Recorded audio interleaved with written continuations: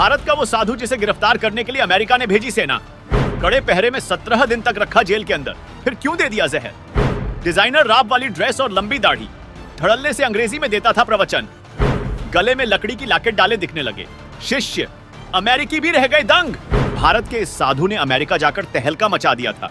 अमेरिकी इससे परेशान हो गए और जब कुछ समझ नहीं आया तो आखिर में उसे जहर देना पड़ गया।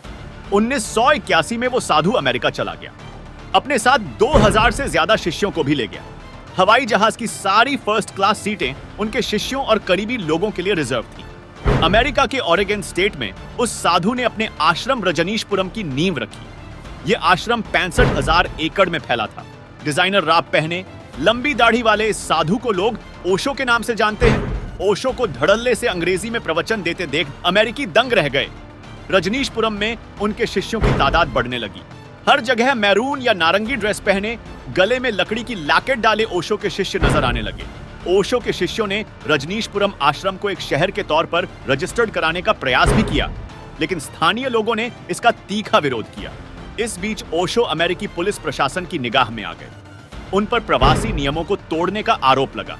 शशिकांत सदैव ने इसकी पूरी दास्तान अपनी किताब ओशो की जीवन यात्रा में बताई है। पुलिस और कोर्ट अन्यायपूर्ण कार्य नहीं कर सकते थे, इसलिए थल सेना और वायुसेना को तैनात किया गया। रजनीशपुरम को चारों ओर से मिलिट्री ने घेर लिया। उस वक्त ओशो प्रवचन दे रहे थे। फाइटर जेट भी उड़ने लगे थे ताकि अंदर बैठे लोगों में दहशत फैल जाए। सरकार को उम्मीद थी कि ओशो डर जाएंगे और अपना प्रवचन बंद कर देंगे। उनके शिष्य शहर छोड़ भागने लगेंगे और 2-4 दिन में सब खाली हो जाएगा। लेकिन ऐसा कुछ भी नहीं हुआ। अखबारों में और टेलीविजनों पर यह खबर चलने लगी।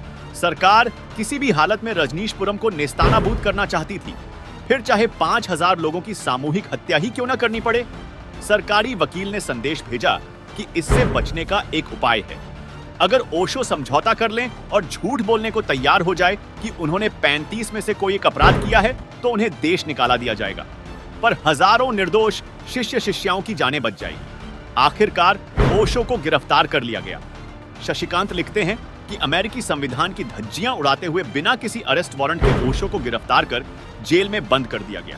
जेल में उन्हें ठेलियम नामक धीमा जहर दिया गया और रेडिएशन से गुजारा गया। ओशो कुल 17 दिन अमेरिकी जेल में रहे। जेल से निकले तब भी उनका रुख नहीं बदला, बल्कि अमेरिकी सरकार की ओर तीखी आलोचना की। ओशो ने कहा कि इन बेवकूफों को मुझे वीजा देने का कोई हक नहीं। ये सब उतने ही विदेशी हैं जितना मैं, बस फर्क इतना है ये 300 वर्ष पहले आए, मैं 4 वर्ष पहले आया।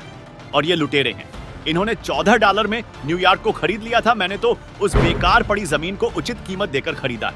अमेरिका में 4 साल बिताने के बाद साल 1985 में ओशो भारत वापस लौट आए। उन्होंने अमेरिका के अलावा कई और देशों में जाने की कोशिश की, लेकिन सब ने इनकार कर दिया।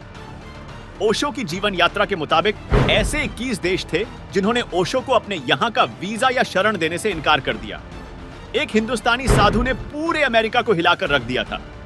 आप ओशो को लेकर क्या सोचते हैं? कमेंट में जरूर बताएं।